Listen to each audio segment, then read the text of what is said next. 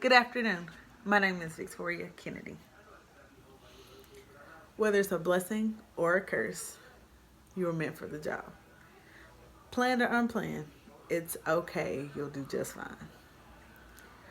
You're probably wondering why I'm talking about something being a blessing or a curse, or whether it's planned or unplanned. Well, I'll tell you why. Because there's no good time or bad time to have a child. So, the first topic I will give you is the essentials that you need before and after having a baby.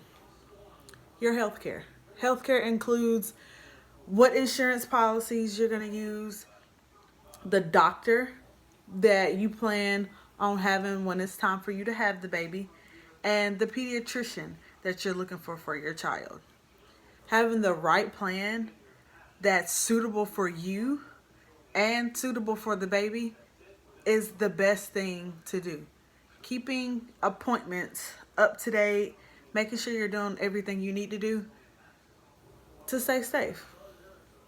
The next thing is applying and obtaining your child's information. When I say child's information, I mean important documents like the birth certificate and the social security number. You need to have all of that stuff on file and with you at all times. The last thing is knowing that it's okay to breastfeed in public. The familyfindlaw.com tells us that the Federal Right to Breastfeed Act allows women the right to breastfeed anywhere on federal property that the mother and the child have the right to be on. Many states also have laws that address breastfeeding in public. Most people think breastfeeding is something that you should cover up and do in private, but we don't eat in private. We eat out in public, so why can't our child? The second topic is providing and saving up for your child. When I say providing, I mean finding a childcare provider. Whether you get a nanny, whether you do in-home daycare, a regular daycare, or even just get a family member to watch your child. That will help you a lot. The second thing is saving for your child's future. Your child's future is very important.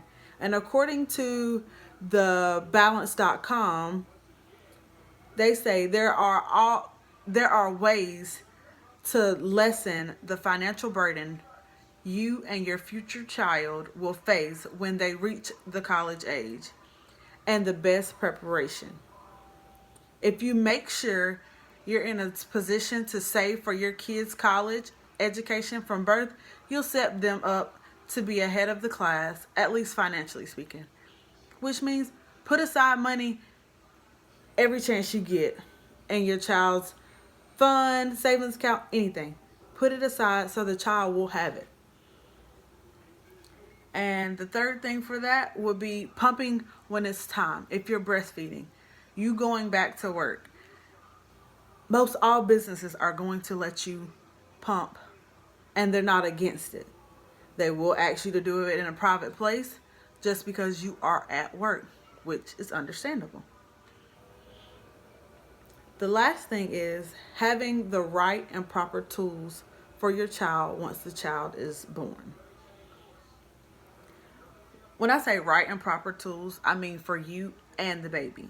You having a stable job is a necessary tool. If you don't have a stable job, then you can't provide the needs that your child has to have. Needs like bottles, nipples, baby formula if you're not breastfeeding, car seats, strollers, etc. All the other things that are essential for a child to maneuver, to eat, and to have. And all that comes from the Peppers website of pregnancy and giving birth. And the last thing would be the emergency funds. Always have some type of backup plan.